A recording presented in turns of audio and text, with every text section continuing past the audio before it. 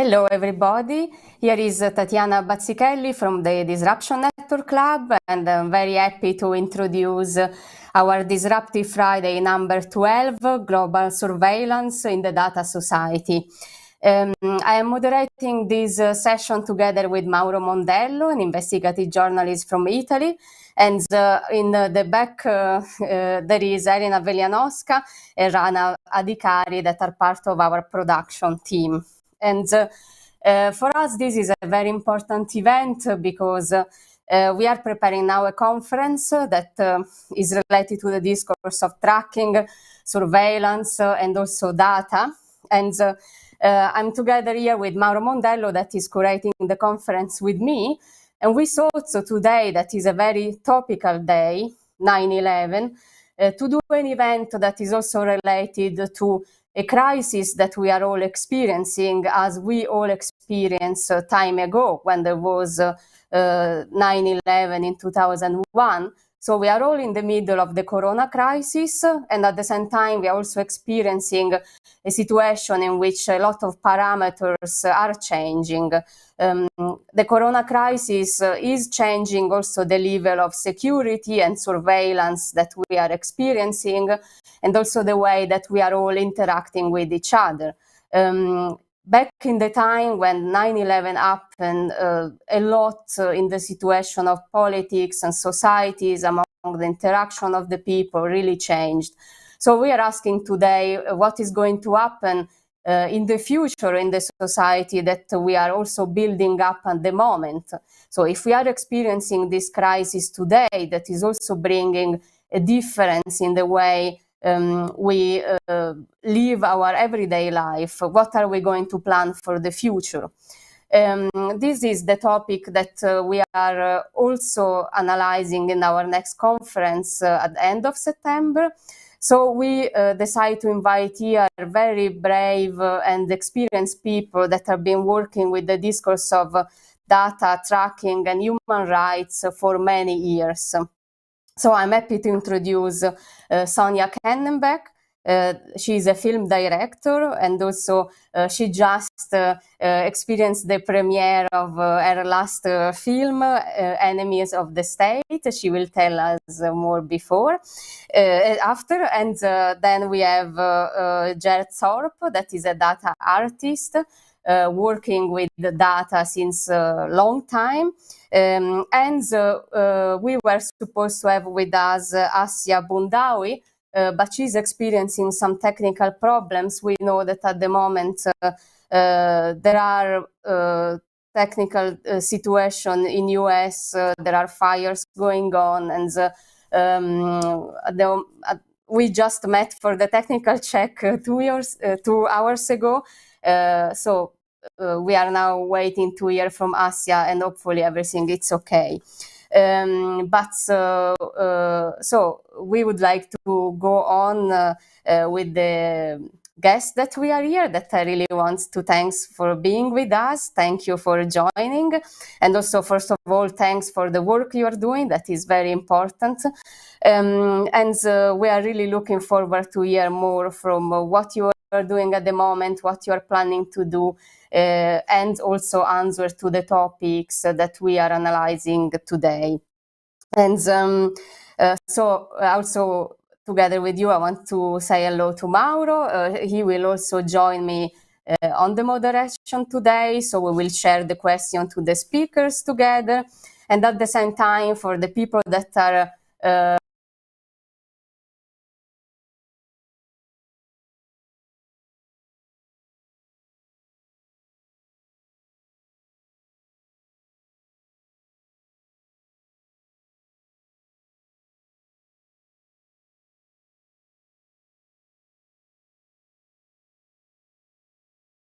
Yes, I think Tatiana had some problem. I don't know if you can hear me well now.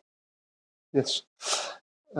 So I guess Tatiana was more or less at the end of her presentation, and we were just on the point to pass the word to Sonia, that will introduce a bit the subject of our conference. So thanks, Sonia. Please, you can take over.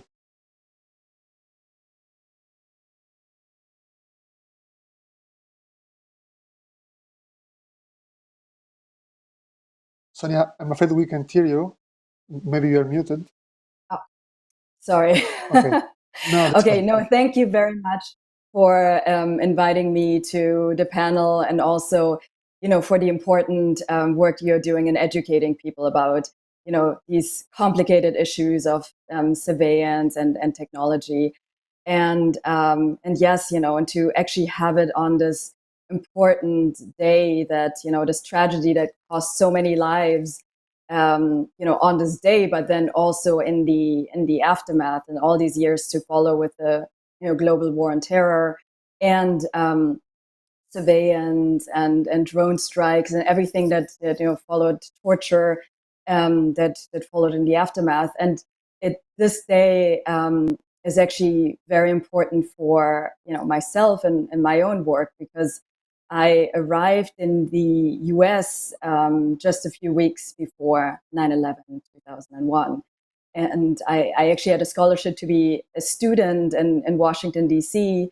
And so, on 9/11, not only did I have 4 friends who survived the World Trade Center attacks, but I was interning with NBC News in Washington, D.C., and I was actually at the Pentagon the day after. So I feel that my own career, life, everything is very interconnected to that day. And that's the reason I studied international politics. And to be honest, that's the reason I've been tackling all of these issues that I've been making films about. So my feature film, National Bird, is about the US drone war, and also about the global surveillance apparatus that's behind these drones. And the first reported drone strike, according to The Atlantic, was in October 2001. So and then from there, looking at drone strikes through the eyes and the stories of drone war veterans, whistleblowers, and then also survivors in Afghanistan, I was led to another story, which then became the film Enemies of the State, which also deals with secrecy and surveillance, but also the paranoia that comes with it. And then, what I'm actually working on currently, this week, next week, I'm in edit right now, is sort of the third film in this line of topics I've been tackling, which is United States versus Reality Winner. And I assume that most people listening right now are familiar with Reality Winner, but just in case who is not, Reality Winner is a young woman who was an NSA contractor, and she leaked one document. She disclosed one document about Russian election interference to the media, and became Trump's number one, leaked target. She was prosecuted for espionage, and that film itself, my research is also going into surveillance again, because all these things are so closely connected. You have this spy agency, and within this agency you have all these secrets, and whenever you have someone talking to the media and disclosing information in the public interest, now they have to fear to be charged under the Espionage Act. And the other thing that's connected in the surveillance is in the past, you always had whistleblowers speaking to journalists. I mean, that's how investigative journalism works.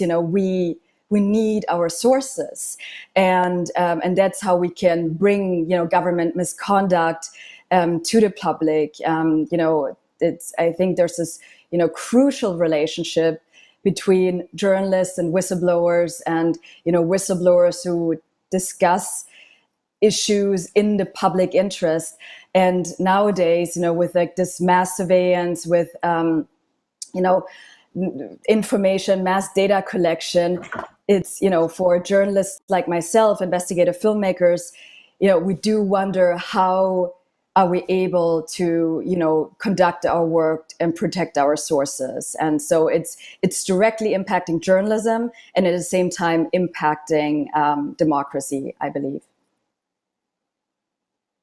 Thank you, Sonia. I totally agree with this. I mean, it's not just impacting journalists, but also democracy. And that's why I think your work is particularly important. And thank you for your work.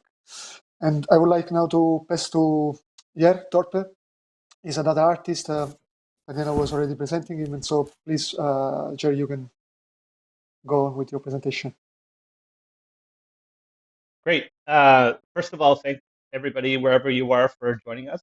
I wanted to start with an acknowledgement that I am in Brooklyn, just at the edge of the East River, which is the ancestral land of the Karnarsi and Lenape people. And in fact, the 9/11 memorial also sits on the ancestral land of the Lenape people. And it's something, when we have these discussions about imperialism and capitalism and in history, that those are voices and worldviews that we should be mindful of. I have visited the memorial twice.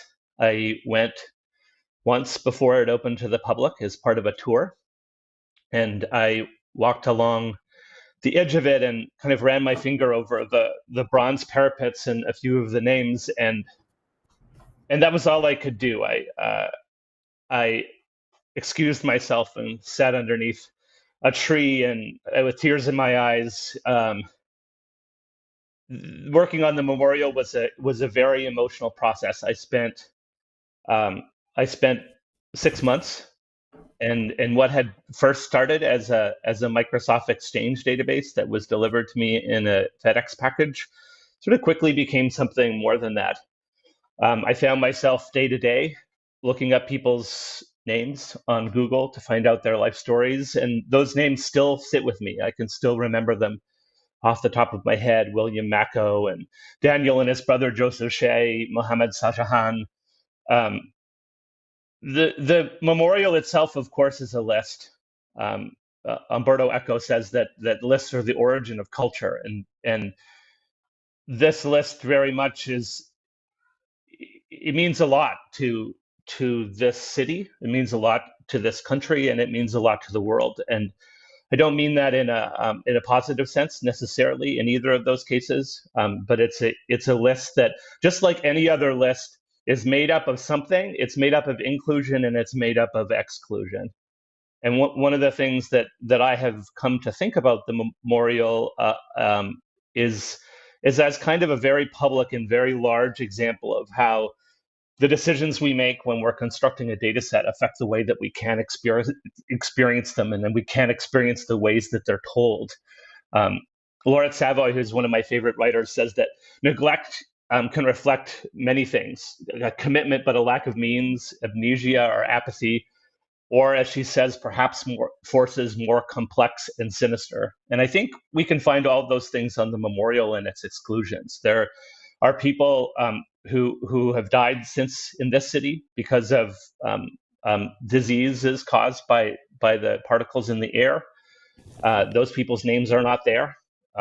There are thousands, millions of people who have been killed abroad because of the events that were put in place by 9/11, and those people's names are not there. And then even within the memorial, there are specific names that are either missing or treated in ways that really reflect the way that the data was collected and the way in which some of these names were forced to behave in certain ways. So maybe I'll just leave with the story of Mohammed Hamdani, who was a Pakistani scientist and an NYPD cadet. And he, like many other first responders, rushed to the scene and was killed. But you won't find his name with the first responders. You'll find him elsewhere.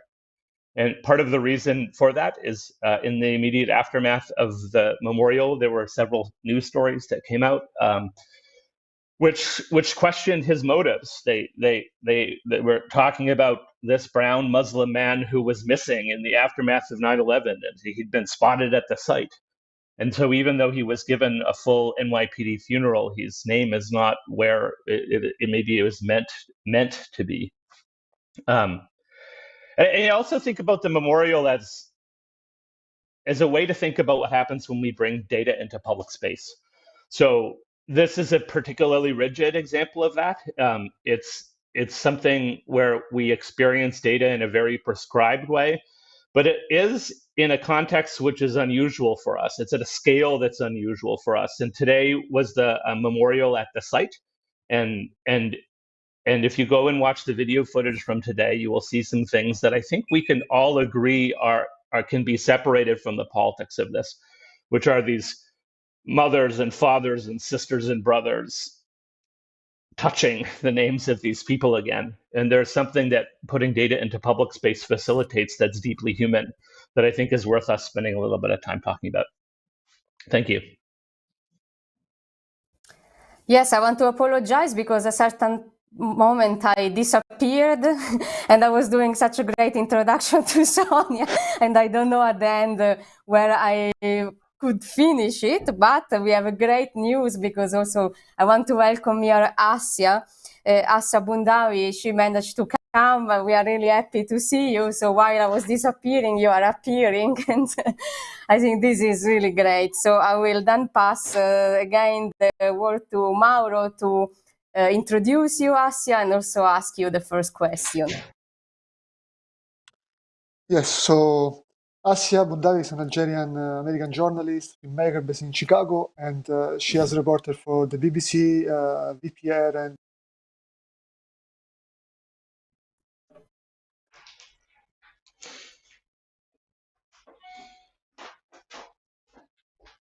I have the feeling that somebody is disrupting our introductions. As soon as we try to introduce somebody, we disappear. Yeah, no, I don't know what is going on, but okay, fortunately we are two moderators, so we can, exchange each other. I really don't know why this happens. But Assia, I'm so happy to see you here, and also your work is very important in this context, and we wanted to ask you to speak about two very important projects that you did. One is the Inverse Surveillance Project, that is an AI program analyzing hundreds of thousands of documents collated by the FBI on people of colors over the past 100 years, that also relate to the film The Feeling of Being Watched, that is documentary investigating decades of FBI surveillance in the Muslim American community you are also close to. So I would like to hear from you about your work, and also in which way you could respond to the topic of the conversation related to the discourse of security and surveillance from the reflection starting with 9/11 to today with the corona crisis. So welcome and thanks for being with us. Thank you guys for having me. It's an honor to be speaking with you guys here today. And despite the disruptions, hopefully we can go forward. Yeah, I mean, reflecting on, the anniversary of 9/11, I think that, a lot of people think that surveillance of Muslims in America began after 9/11 and began after the Patriot Act. And the reality is that domestic surveillance of Muslims in America, of immigrant Muslims in America, began way before that. In the early 90s, in my neighborhood, specifically in Chicago, predominantly Arab immigrant Muslim neighborhood, the FBI began in about 1993, one of the largest domestic terrorism investigations ever conducted in the US. The operation was called Operation Vulgar Betrayal, and it was focused on my community. And in 2013, I started making a film called The Feeling of Being Watched, investigating what the FBI was up to in my community, and also analyzing what does decades of long-term surveillance, what are the effects of decades of long surveillance on an individual, on a family, and on a community? We often talk, when we talk about surveillance, we're often talking about legal side or the technology side of it. We rarely talk about trauma. We rarely talk about healing. And so, the making of the film, it was an investigative film on many levels, but it was also very much a personal film to try to understand what are these, intangible consequences of long-term surveillance, and how do they live? They live in your body. How does, how do these long-term consequences live in your relationships with other people in your community? And that was something that was, a big part of my motivation for making the film. And so the film, through the making of the film, it was a 5-year-long process.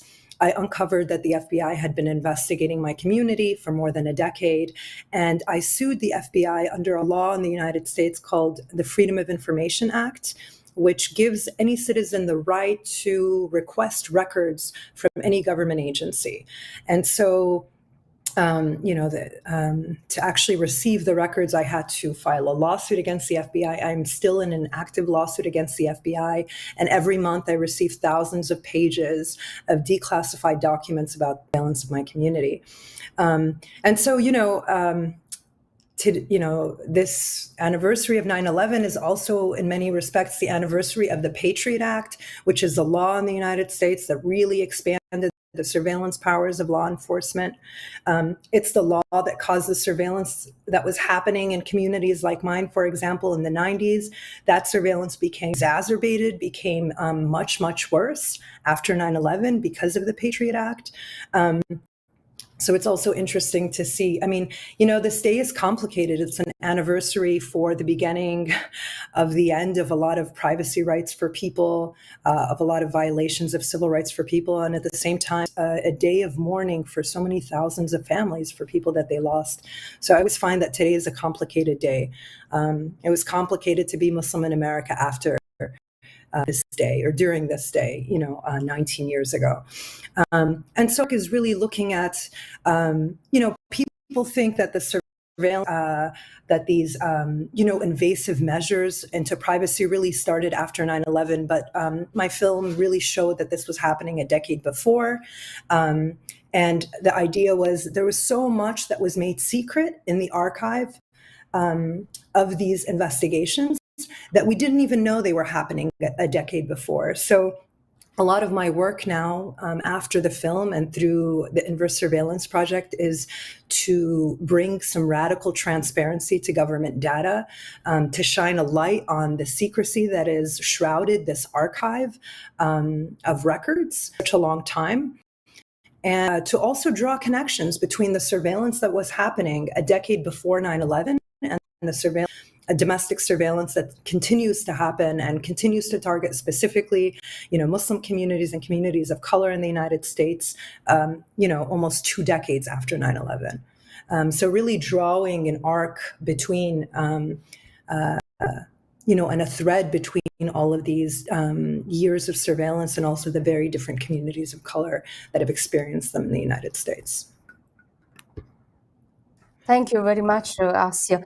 Then I would start with another question that I would like to ask to Sonia, because I think that the discourse of surveillance also have been impacting a lot the life of whistleblowers and truth tellers.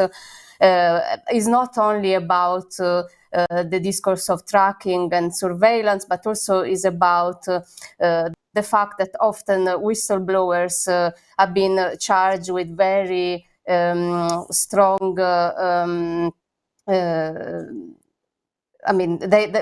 we know that one of the reason why many whistleblowers are charged is also the Espionage Act that goes back to 1917.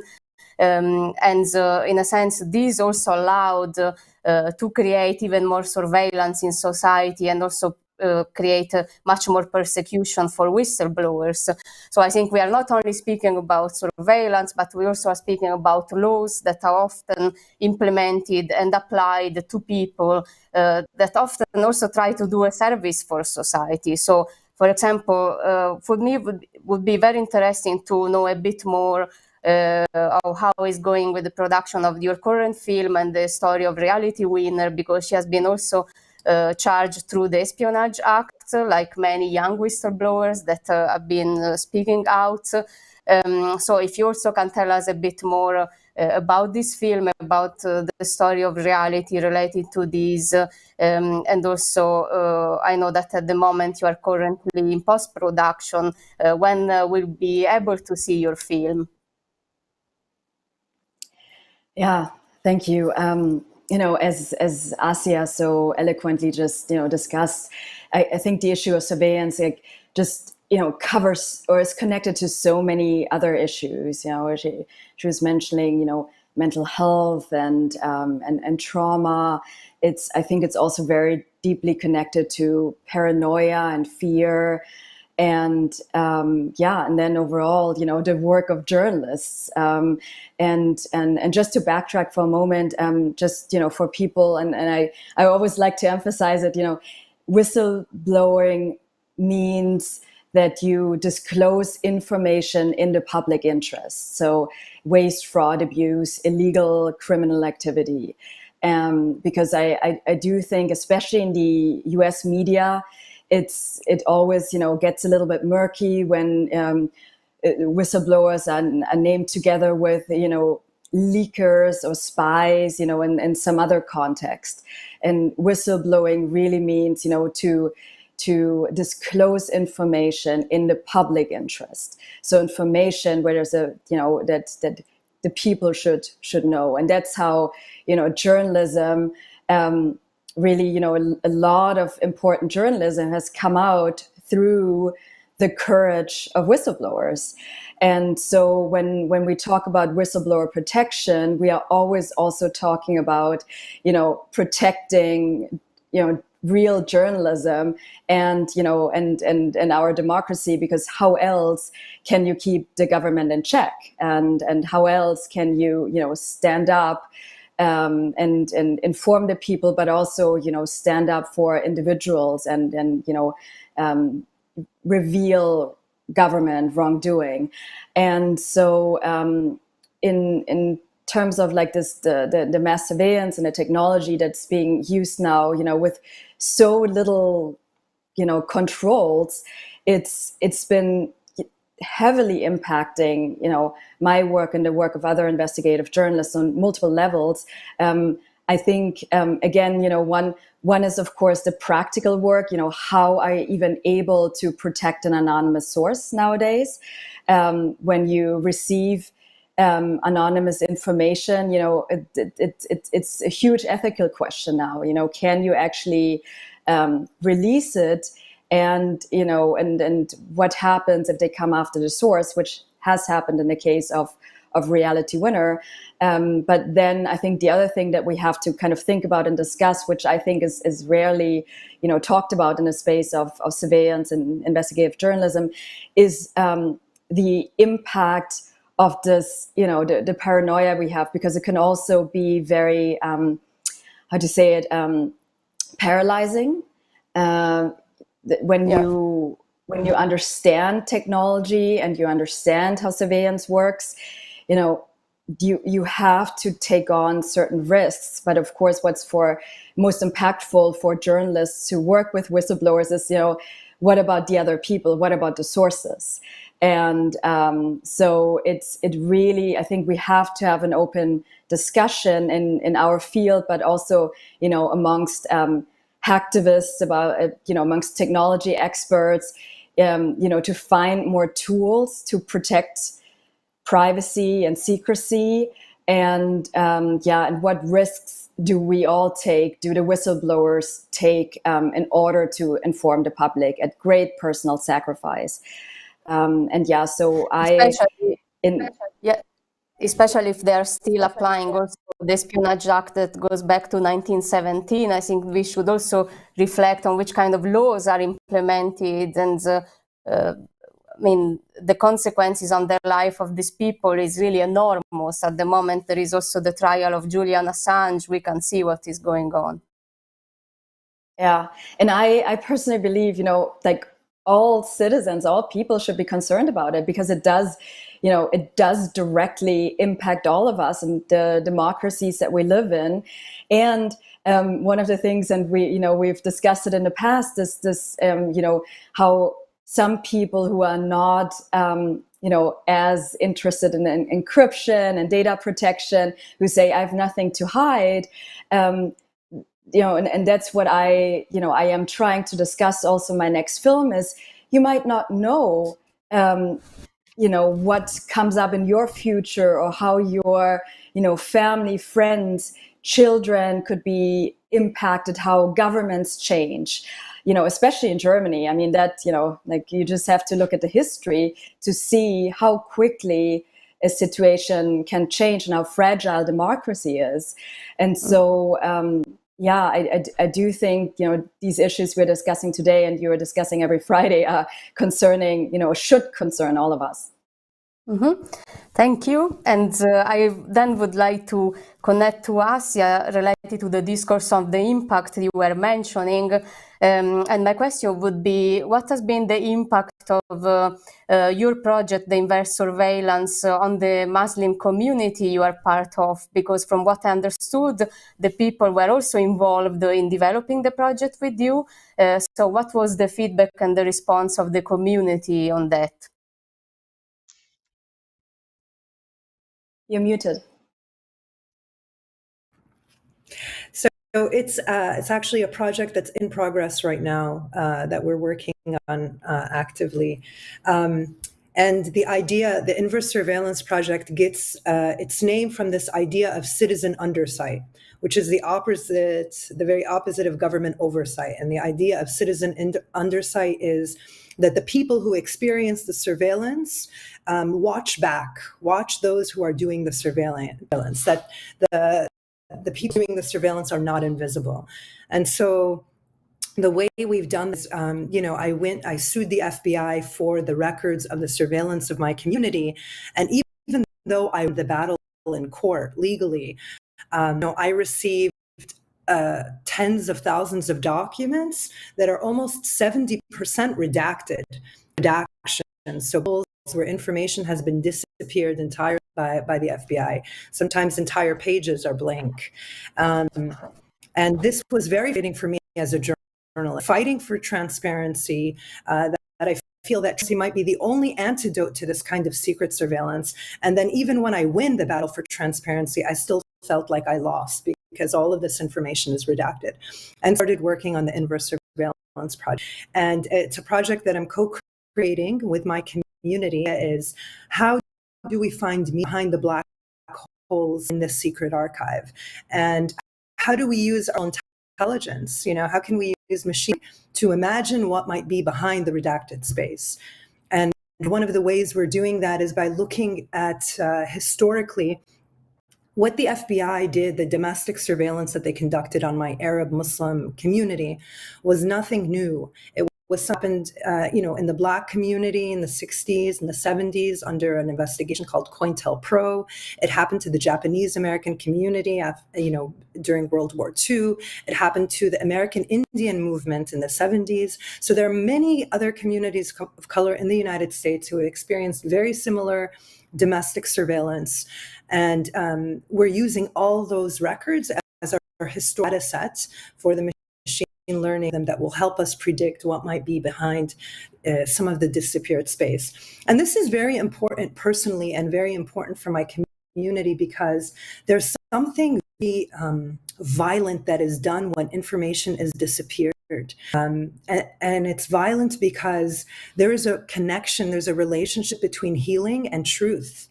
And we've experienced a collective trauma in my community for more than 2 decades. And the truth has been, disappeared from us. And so it's very important, I think, for us to be able, it's very difficult to have to ask the same government agency that is violating your rights to be transparent about that, right? And so how can we as people, as citizens, take back transparency? How can we, without having to ask for it, how can we use technology to help shed light and make transparency on information that's been hidden from us for a long time? And what is the relationship between that truth and our healing as a community? And that's something that in the process of creating this project, co-creating it with my community, that the process is very important for us, because I think the healing happens in the process. The reclaiming of power happens in the process. This also understanding of truth and unveiling of truth happens in the process, and we make meaning of it together as a community. So if it's something that we've been traumatized collectively, we have to heal collectively from it too, and reclaim our power from it collectively. So that's the kind of work that we're doing, and it's impactful. So far we haven't shared it with an audience yet. It's still in development, but it's been impactful in process. There's something really empowering about being able to, find transparency, demand transparency, not just request it from the government. Thank you. And I will pass then the last question from my side to Jer. We are also discussing about the discourse of tracking and surveillance here at the Disruption Network Club since many months, especially with the corona crisis. We have been also seeing the relationship between the development of tracking apps and also the privacy of the people. You are now writing, or maybe it's finished, I want to know, a book that is called Living in Data, that is going to be published next year. I would like to know a bit more about that and this research you are doing. Are you also analyzing the current situation, and what is the book covering? Well, I'm mute. So thank you.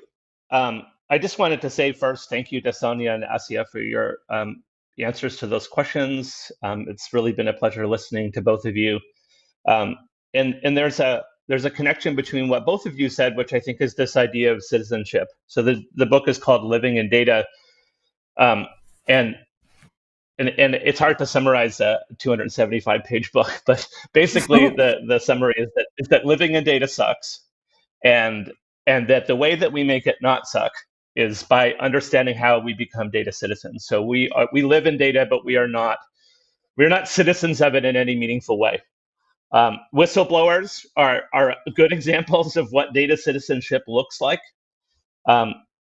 People who are doing, I love this term, citizen undersight. People who are doing this work are good citizens of data. I'm thinking about Mapping Police Violence or KilledByPolice.net, like these people who very much like you describe are uncovering data that, listen, there's a reason why it's hard to get data about police killings, right? It's on purpose that data is hard to get. And it's on purpose why Assia has to do so much work to get these documents from the government. One of my really favorite people, Ursula Franklin, talks about this idea of the real world of technology and how technology is not built for our well-being. And there's a great example of that, right? These data infrastructures are made for the opposite of our well-being. They're made for the people who don't care about our well-being. And so the book is about, it's kind of a primer for people who maybe don't understand exactly what's happening with data to get to that point, to understand what kind of condition are we living in. And then I'm Canadian and somewhat utopian, so there's a lot about how we can do better. And that does involve bringing data into public space.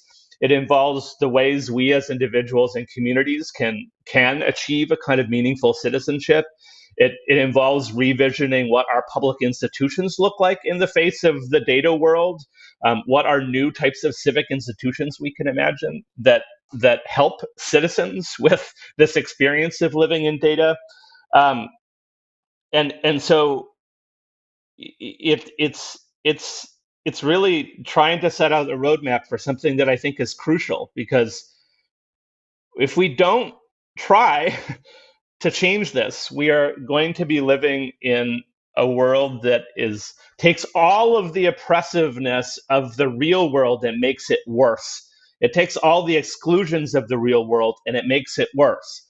It makes the lives of Muslims and people of color and LGBTQ people and the incarcerated and migrants and the disabled, it makes all their lives worse. And so we need to be proactively thinking about this. And as an artist, I got a little tired of art projects that tell us about surveillance. I want to know what are the answers, and I don't have those answers, but I want to know, like, how do we get somewhere better? Because yeah, like I said, it sucks. Thank you. And maybe, Sonia, do you want to answer to this? Because I think that your films are telling us really difficult stories, but at the same time, they make us reflect also on what could be changed in society. What would be your answer to Jer through your experience as a filmmaker dealing with people that have been suffering a lot, but they are also really brave and courageous to make a change? Jer, I just want to say, thank you for, your incredibly important statements and writing this book, because it does sound like, a book that can reach a wide range of people. And I just was taking a few notes, what you said about, citizen institutions, because I do think at the core of it is education, so people understand more how data works and how it impacts our lives, and the information that is even out there that could be translated, to normal citizens. And what I mean with that is that, I do think, and I wish more journalists would actually look at the information that exists and try to break it down and translate it, to people, because that is sort of the first step.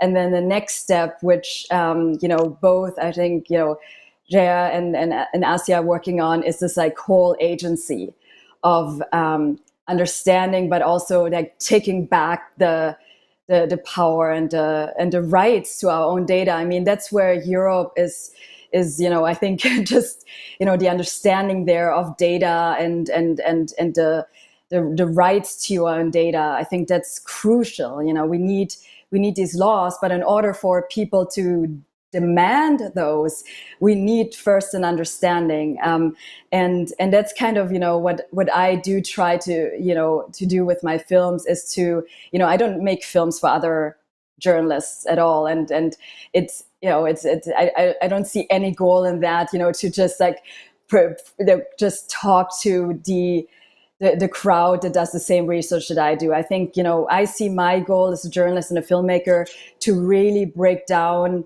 information and make it accessible and have a low barrier of entry, and then in the next part, that people get out of the films and kind of really think about how can I actively get involved, because it does affect and impact all of us. Everything that you've been talking about, these what Assia and Jaya have discussed, like this really taking back the agency to your own data and information. Thank you. And Assia, do you want to comment and answer to what the people said before you, after you? Yeah, sure. Thank you, Jer, for your comments, and Sonia for what you said. Just to build on that, I think there's so much of it comes to power and powerlessness. Like, I feel like a lot of people, the average person, feels like there's nothing I can do about protecting my data. There's nothing that I can do to stop, the most powerful government in the world from surveilling me. And there's this kind of like powerlessness. This is the place a lot of people kind of like relinquish their power by falsely thinking that they're powerless. And the truth is, we have a lot more agency and room to maneuver and power than we think we do. I say this all the time, that surveillance is predicated on a one-way gaze, right? That the person watching is invisible and the person being watched is hypervisible. And that we don't need to end surveillance to break that relationship, that dynamic. That another way to upend that dynamic is to watch back, is to make it a two-way gaze, right? Is to this violence of a one-way gaze, of one person who can see everything and one person who's always being seen. And we have the power to watch back. We have the power to see too. And so, yeah, I think that a lot of it comes from an overwhelm of the citizen, that I can't, that there's too much, that this is too big for me. And also one of, you said, Sonia, that is an often a remarkable, which is, I have nothing to hide, right? So if I have nothing to hide, I should have nothing to. But the reality is, at least in the United States, if you have nothing to hide, but your name is Muhammad, if you have nothing to hide, but you're Black, if you have nothing to hide, but you're Indigenous, you have a hell of a lot to worry in this country. That innocence doesn't actually matter in that sense, that, and that's why people have to be worried, because whether or not you have something to hide, depending on your identity, you're going to have a lot to worry about. So I think the way we shift it, like people, is to remind people that they have power, remind people that they are not powerless, that there are choices that they make in this. And I think I'm really excited to read your book, Jer, because this idea of like, what are those possibilities? What are the choices that we can make? How do we accept our agency as citizens and take our data into our own hands is exciting, because I think that we need more of what we can do rather than here's what you can't do. Here's how you're not, in power at all. So I'm really, really hopeful about your book and excited to read it when that comes out. Also, I wanted to ask to both of you if people would like to watch your film, The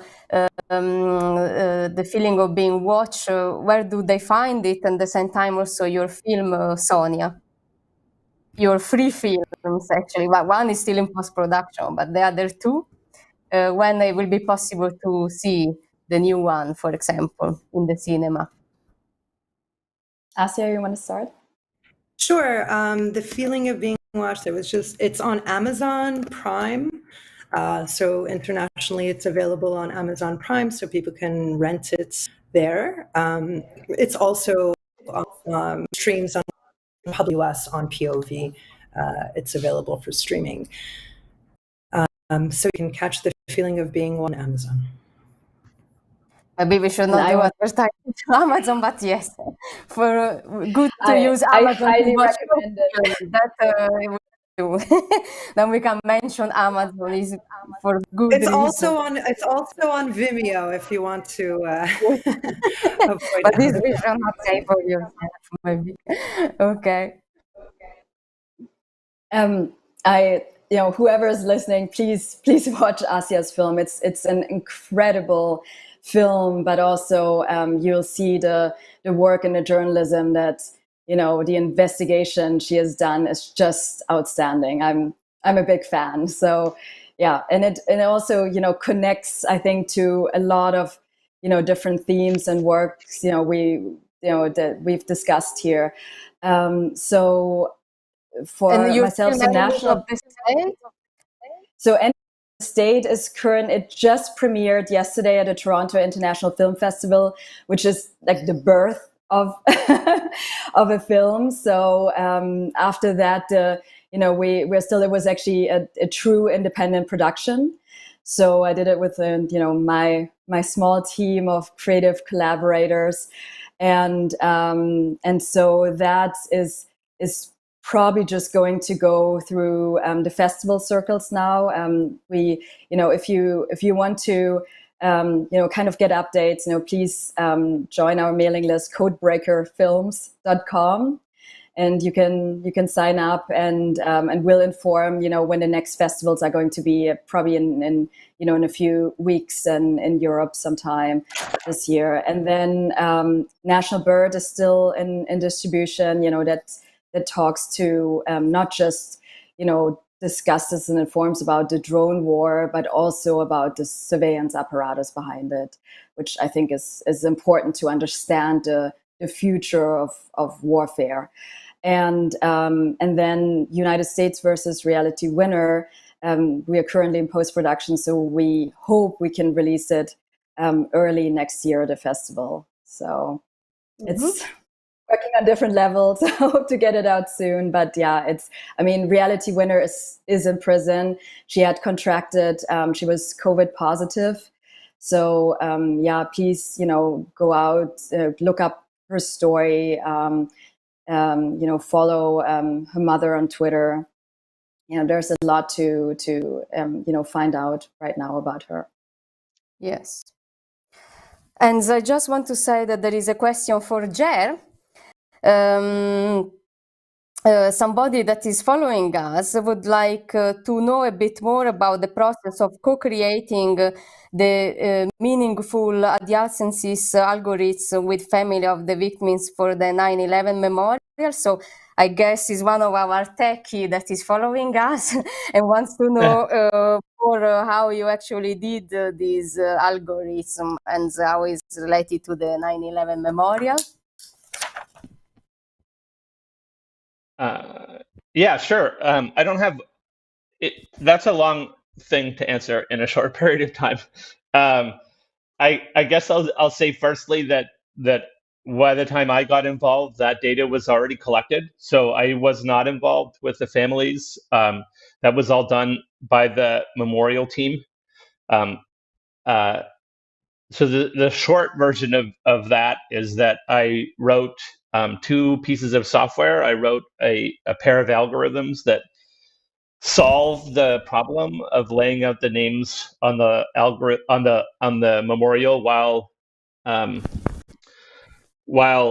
honoring those adjacency requests. And then I wrote a tool that the architects could use. Once I'd created a layout, they could use it to move names around. Because there's a lot of detail that I hadn't even thought about before I started the project. Like one of the things the architects wanted to be able to do was to go down like every list of letters on the memorial to make sure they didn't spell any obscene words. So like there's a lot of attention paid once the sort of problem was solved to the thing that actually got made.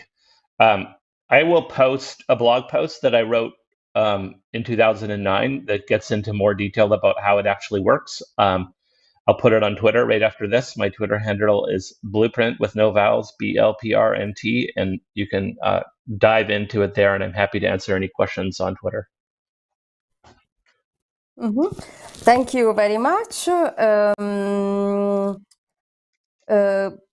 Great. I have also a little question for Assia that is a kind of a technical one, because on the description of the surveillance, inverse surveillance projects, there is written that you are creating a counter narrative using AI and traditional Arab cross-stitch embroidery. This is very interesting. Could you explain a bit more how did it work? Sure. So we imagined the redactions as possibility. Space is a possibility with meaning. So we have different treatments for the redacted space. One of the treatments is the AI that I just talked about, pretext. And the other treatment is, this is part of the co-created project, but so one of the things most commonly redacted in the doc are people's names, ironically, to privacy.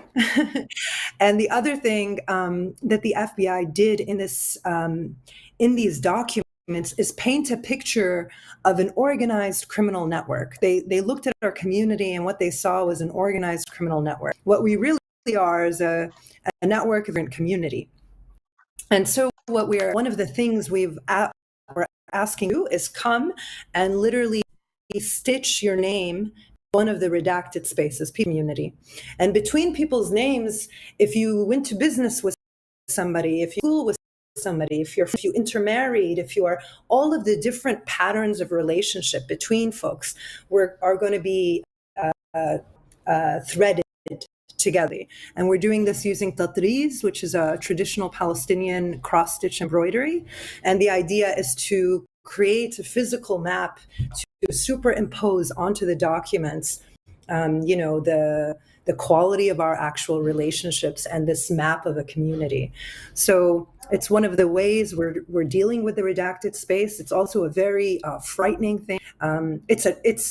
We have to move people up a ladder of engagement, people that have been surveilled, to get to the point where they feel confident enough to come in and write their name to the FBI record. And, what does that mean? We're working with organizers, communities, and activists to bring people in, to provide the kind of public education and that we need before we can even do this, before we get such a big request out of people. And the amount of engagement we get from people will be how big the project being. It'll grow organically as more and more people get the courage to be involved and to come and enter their name into the record. So that's a part of the project. It's a big. That is really fascinating. I never heard about tactics like this before. Really, really interesting. Thank you very much. And I'm seeing now the time. We are exactly at 6 in Berlin, and you have other time where you are. But so this is signing the end of this episode, and as usual, I would like to introduce briefly what is coming next. And first, before, I want to say really thank you to all of you that have been here. Really, it was a great conversation. Sonia, Assia, and Jer. Everybody will be also visible on our website because the video will be archived there. And I also really hope that we will stay in contact in the future for the next events we will do, because I think the work you do and the work I do and we do at the Disruption Network Lab is very connected. So we have to try to create this teaching among each other and also go on with our fights together. Just to conclude, I want then to invite all the audience to our upcoming events. We have a conference at the end of September between the 25th and the 27th. It's called Data Cities, Smart Technologies, Tracking and Human Rights. I am curating this conference together with Mauro Mondello. As I say at the beginning, unfortunately, Mauro didn't manage to come back here with us for technical reasons. So I'm also bringing his greetings. And this conference will deal with the cities of the future. That means when we are thinking about cities that will be also using smart technologies and algorithms and AI, what are we going to build up? Many of these cities are already being built. It's not just a futuristic scenario. It's really also something the development of technology is bringing us to. So it's the collective responsibility to try to understand in which way these technologies will be integrated in the city, and our responsibility is to try to use them to empower the people rather than becoming victim of tracking, surveillance, and even more control. So I think the discussion we had today really showed us deeply the importance also of using technology, using film, using art to empower the others, and we will go on doing this with our work. So thank you very much for being with us, and the next Disruptive Friday will be next month, but please follow us on our website, disruptionlab.org. Come at our conference in Berlin if you can, otherwise we will be also on streaming during the conference. Thank you.